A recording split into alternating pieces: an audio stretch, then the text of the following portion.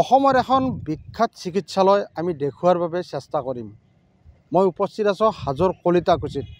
হাজোৰ কলিতাকুছিত এনেকুৱা এখন চিকিৎসালয় আছে, যিখন চিকিৎসালয়ত চিকিৎসক আছে, নাৰ্ছ আছে, ৱাৰ্ড বয় আছে, লেবৰেটৰী এছিষ্টেণ্ট আছে, ড্ৰেছাৰ আছে, ছুইপাৰৰ পৰা আৰম্ভ কৰি সকলো কৰ্মচাৰী আছে, কিন্তু চিকিৎসা সেৱা কিন্তু ইয়াত নাই। মই ক'ব বিচাৰিছোঁ হাজোৰ কলিতাকুছি আদৰ্শ চিকিৎসালয়ৰ কথা ক'ব বিচাৰিছোঁ। প্ৰথমতে মই দেখুৱাইছোঁ, এইখন হৈছে হাজো কলিতাকুছি আদৰ্শ চিকিৎসালয়। এই কলিতাকুছি চিকিৎসালয়খন এই চিকিৎসালয়খনত এই অঞ্চলৰ ৰাইজৰ সুবিধাৰ্থে নিৰ্মাণ কৰা হৈছিল 2016 চনত। কিন্তু অতি দুখৰ বিষয়, নিৰ্মাণ ঠিকেই হ'ল, কোটি কোটি টকা খৰচ কৰি আচলতে চিকিৎসালয়খন নিৰ্মাণ হ'ল। চিকিৎসালয়ত সকলো সুবিধা ইয়াত যুগুত কৰিলে, কিন্তু ইয়াত চিকিৎসকো নিযুক্তি দিলে, ইয়াত নাৰ্ছ নিযুক্তি দিলে, ইয়াত ৱাৰ্ড বয় নিযুক্তি দিলে, ইয়াত সকলো ধৰণৰ চিকিৎসাৰ সুবিধাৰ ইয়াত ব্যৱস্থা কৰিলে। কিন্তু দুৰ্ভাগ্যজনকভাৱে কাগজে কলমে সকলো হৈ গ'ল, কিন্তু ৰাইজৰ যি চিকিৎসা সেৱা, এই চিকিৎসা সেৱাৰ পৰা বঞ্চিত হ'ল এই অঞ্চলৰ ৰাইজ। আচৰিত চিকিৎসালয়। মই কিছু দৃশ্য দেখুৱাবলৈ মই অনুৰোধ জনাইছোঁ ভিডিঅ' জাৰ্নেলিষ্টগৰাকীক।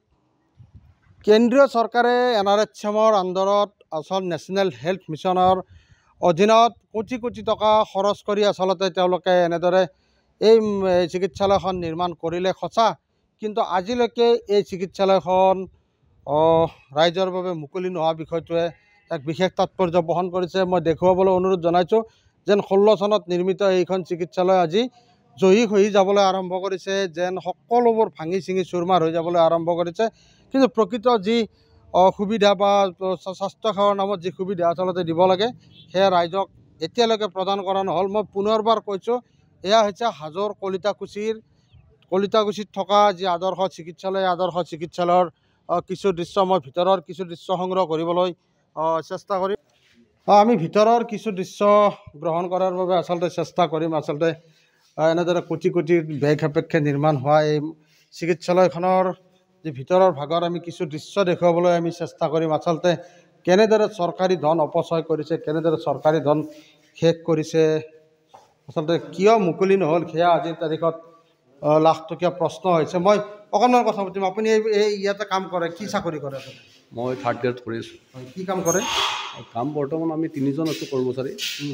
ইয়াত চোৱা চিতাকৈ আছোঁ, মৰ্ণিং আৰু ইভিনিং কৰি আছোঁ।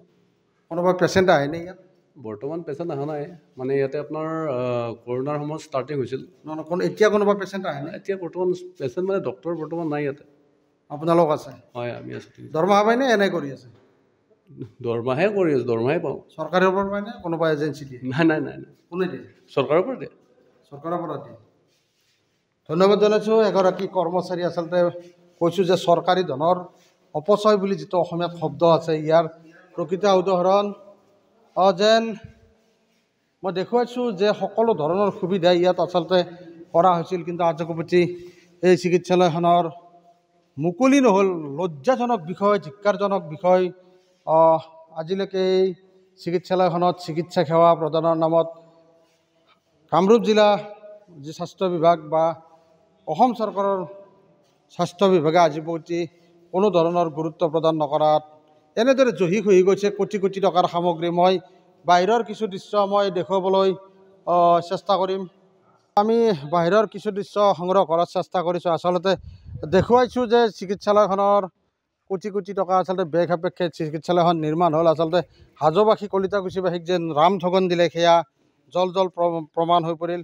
কথা পাতিব চেষ্টা কৰিম। আচলতে ৰামঠগন দিছে আপোনালোকক, কি ক'ব? ৰামঠগন বুলিয়ে ক'ব লাগিব। 16 চনতে নিৰ্মাণ কাৰ্য সম্পূৰ্ণ হোৱাৰ পিছতো এতিয়ালৈকে যিহেতুকে এই মেডিকেলখন মুকলি কৰা নাই, ৰামঠগনতকৈ আৰু কি হ'ব? এইটো ৰামঠগনেই দিছে। বিধায়িকাগৰাকীক কৈছিল নে কথাটো? আমি বিভিন্ন ধৰণে তেখেতক কোৱাৰ চেষ্টা কৰিছিলোঁ আৰু কৈছিলোঁ, মেমৰেণ্ডম দিছোঁ আমি। RBK স্পৰ্টছ একাডেমীয়ে বিধায়ক বা মন্ত্ৰী মহোদয়লৈকেও লিখিছোঁ, DC বাইদেউকৈ দিছোঁ আমি, কিন্তু সুফল এতিয়ালৈকে পোৱা নাই। কৰ্মচাৰী আছে দেখোন কেইজনমান। কৰ্মচাৰী তেখেতসকলে আজিয়ে নহয়, কিছু বছৰ 2 বছৰমান আগৰ পৰাই কিজানি 2020ৰ পৰাই, ক'ভিডৰ সময়ৰ পৰাই তেখেতসকল ইয়াত ডিউটি কৰি আছে। এটা কথা সুধিছোঁ, তেখেতসকলে দৰমহা পাইছে, তেখেতসকলে চাকৰি পাইছে, আমাৰ ক'ব লগা একো নাই, কিন্তু কাম নকৰাকৈ তেওঁলোকে দৰমহা লৈছে, কি ক'ব?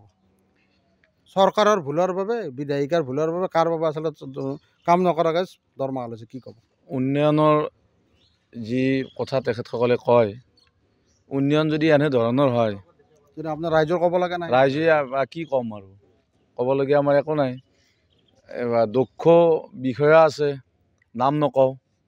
বিভাগীয় কৰ্তৃপক্ষ দক্ষ, আমি অদক্ষ বুলি কেতিয়াও নকওঁ। আমি তেখেতসকলক মানিছোঁ।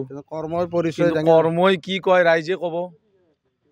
দৰমহা পোৱা নাই, দৰমহা পোৱা নাই মানে ডিউটি কৰি আছে, আকৌ দৰমহা পায়, তেখেতসকলে কাম কৰা নাই। এয়াই আজিৰ তাৰিখত উন্নয়নৰ ছবি। এয়াই ছবি উন্নয়নৰ। ধন্যবাদ জনাইছোঁ। স্থানীয় ৰাইজৰ ক্ষোভ এয়া হৈছে উন্নয়নৰ প্ৰকৃত ছবি।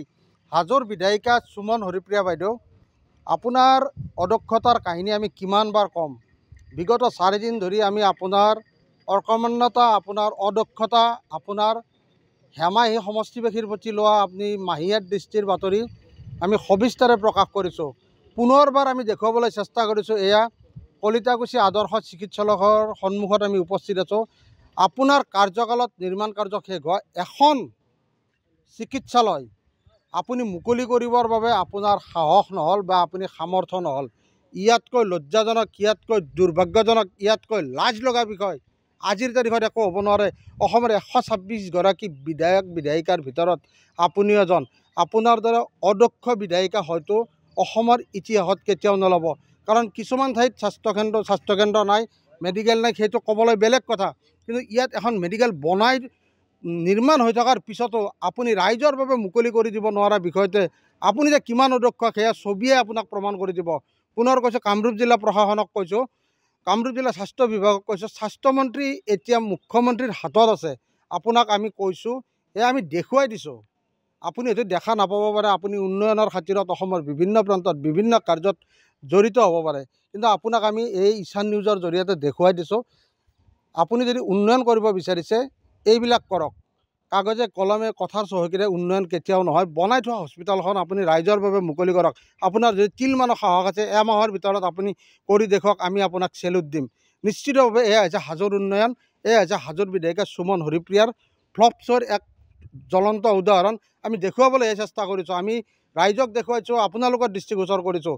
আমি কৰি দিয়াৰ আমাৰ সাৰ্থকতা নাই, কিন্তু আমি অনুৰোধ কৰিব পাৰিছোঁ, আপোনাক দাবী কৰিব বিচাৰিছোঁ, যদিহে অসমক ভাৰতৰ 5খন ৰাজ্যৰ ভিতৰত আপুনি প্ৰতিষ্ঠা কৰিব বিচাৰে মুখ্যমন্ত্ৰী ডাঙৰীয়া, এনেবোৰ কামত নজৰ দিয়ক। চমক সৃষ্টিৰে কথা বতৰা কৈ অসমৰ ৰাইজক বিভ্ৰান্তি নকৰাৰ বাবে আমি আহ্বান জনাইছোঁ। হয়।